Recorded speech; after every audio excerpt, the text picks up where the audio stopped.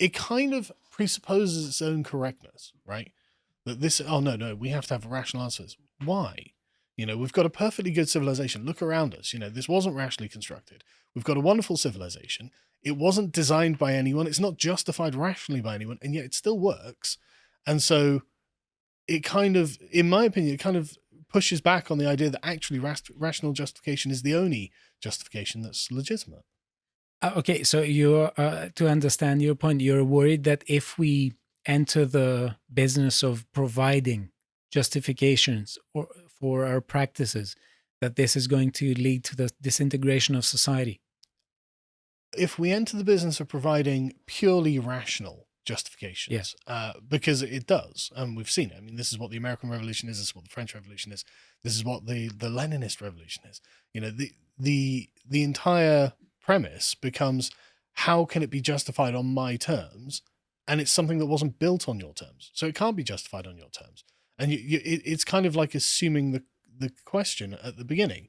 And so it was kind of inevitable that revolutions happen, but then it's also inevitable that a series of things happen from the position of the social contract that end up actually being quite counter to the reality of what people actually want. I mean, I think a lot of people these days are feeling like they don't belong anywhere.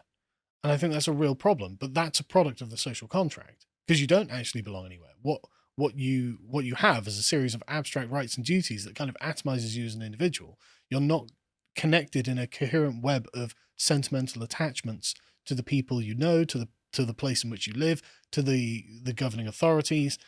You're just a replaceable number on a spreadsheet as far as they're concerned. So would you say that it is part of the contract, the problem of the contract, or of its enforcement, in the idea that the terms of the agreement are not enforced or are not honored by those in power, which leads to people feeling that they don't belong to their country? I would say it was a problem with the contract itself in its conceptual construction, because it assumes that all of the people in the society are in some way interchangeable and universal, and actually they're not, right? As in, I know people who, if you would say, right, you are to be considered the equivalent of this professor, they would shrink and be like, no, I don't want that. That's actually a hideous thing to do to them. Yes. To thrust upon them the sort of responsibilities that a dean of the university has. That would be awful. They don't want that, and so they're not the same. And so to say, well, they have all the same rights and obligations. So, well, maybe they don't want those same rights and obligations. And the very nature, the sort of flattening out of civilization, I think, is wrong. I think, in fact, looking at it in a kind of mythological way, right? Each person is a named individual with a unique pattern of life experiences who other people depend upon and who depends on others themselves, is, I think, a much more sort of human way of looking at things. And actually, this provides sentimental bonds, whereas the social contract just breaks them. Okay. So you think the very idea of having the social contract leads to the disintegration of the natural bonds of sentiment? How can it do anything else? Because it leads to the excessive focus on rights. And so now, right, my right. And it's not why we're not having a negotiation now. Now it's about demand. Now we're effectively placed in a state of war. Yeah. And and this is what I think has led to the incredible polarization of the West, and why our country now is falling apart. And you can see it in Keir Starmer. Keir Starmer's latest manifesto is just French socialism, basically. French social contract theory being applied to Britain. It's like, but we're not a social contract nation. It was bad enough when we were having American social contract theory applied to our country. It is interesting to see how the rights turn into demands. That's all they can be. And how it is a demand. It is a demand, but I want to see how they get expanded, because this is something that is really interesting to see in Rawls. And it's Rawls thinks in terms of the contract. The contract has terms of agreement. Mm-hmm. And the thing is that, what are the responsibilities that citizens have, and what are the rights that they have? And let us go forward and talk Just about... as a very quick thing there. Sorry to... I could easily find myself consenting to an American-style social contract, right? where it was actually quite narrow, and it was like, right, you have natural rights, Yeah. like the Lockean conception where it's like, no, you're going to sacrifice some of your freedoms in exchange for protections of natural rights. I could completely accept that. I was like, yeah, I'm not free to just murder my neighbor, but in exchange, he's not going to murder me, and my natural rights are freedom of association, freedom of speech, ability to own property, things like this, all fine.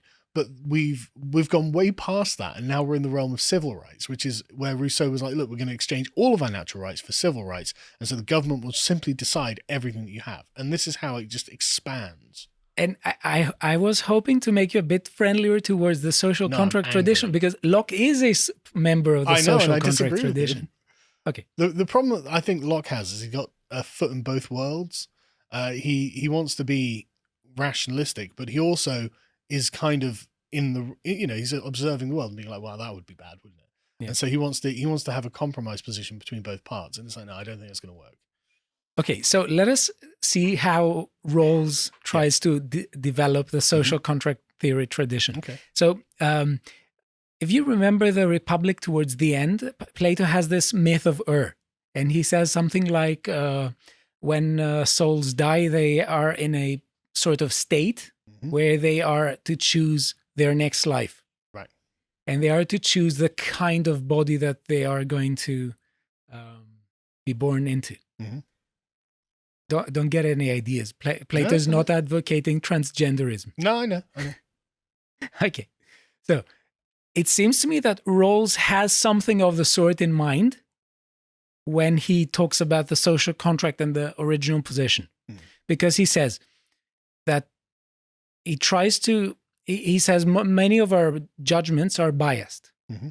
And the fact that they are biased, all of our judgments are biased. He thinks that they are they're liable to be unjust due to bias. So he thinks that he can construct this intellectual thought experiment that will reduce bias in the choice of society that we want to have.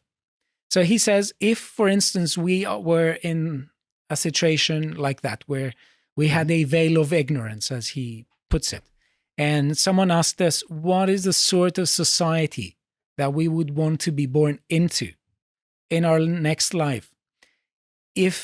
And we are to choose without knowing anything about who we are, who we will be, what kind of society we will be born into. We know nothing. What position, what economic position we are going to occupy, what is the whatever. So he asks, what would we choose rationally? And he comes with this idea that the rational thing to choose is to be born into a society where the least well off are better in comparison with every other society. So politics, yes, is to a very large extent a comparative science. So we don't need to just say, well, this is wrong. We need to have a positive alternative. And he says the basic thing that we are concerned with is that if things were really bad and we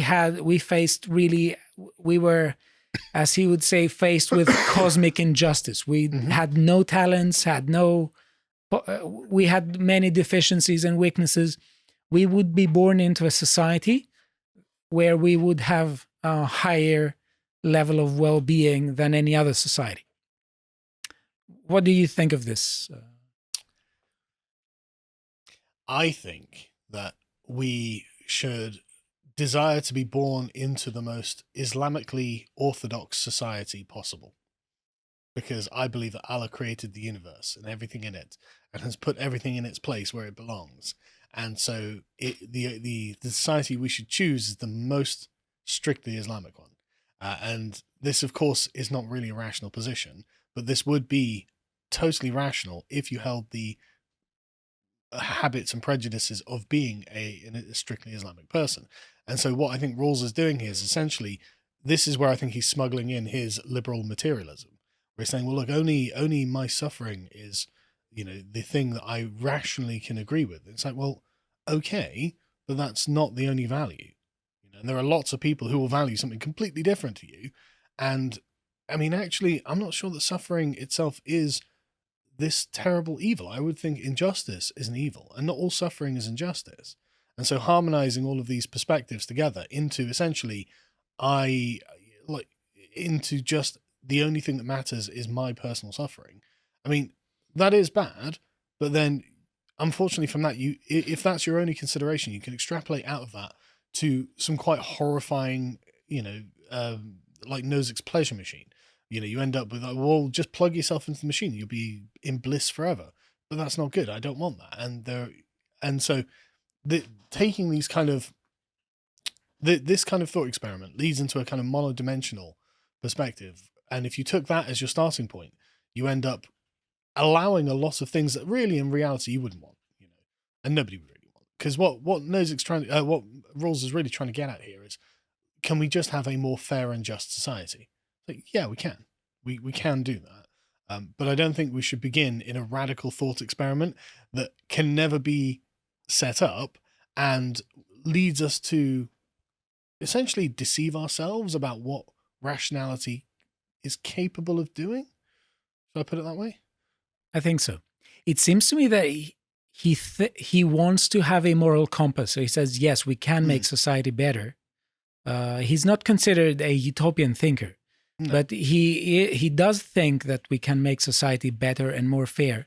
And he asks for a moral compass. And he thinks that we can have such a moral compass if we enter into the original position. And it is interesting to what you said is interesting about the Islamic State, because he has been criticized, and to my mind, about this idea of how much the values we have are to enter our judgments. And he almost seems to have this idea. Maybe I err in the side of caution here. I don't want to be too harsh, but maybe harshness is required. But he almost seems to me to be saying that our values, our social values, are irrelevant into the kind of society that we want to build. Yeah. That is why in his thought experiment is specifically designed to make us not pay attention to our social values. And this is why he has been criticized for his idea of public reason in political liberalism, where he wants to have a state that is neutral, but not in the sense of Nozick or the classical liberal and conservative sense. He says that the state should be neutral with respect to comprehensive worldviews. So he says this is a state that shouldn't be partial to, for instance, people of a particular religion. So if you have a Christian population, your neutral the neutral liberal state, in Rawls's mind, should not be partial to the Christian population. And I agree that is the liberal position, but this is the problem with liberalism itself, I think, is that it sets itself outside of humans and then seeks to impose itself upon them. To watch the full video, please become a premium member at lotuseaters.com.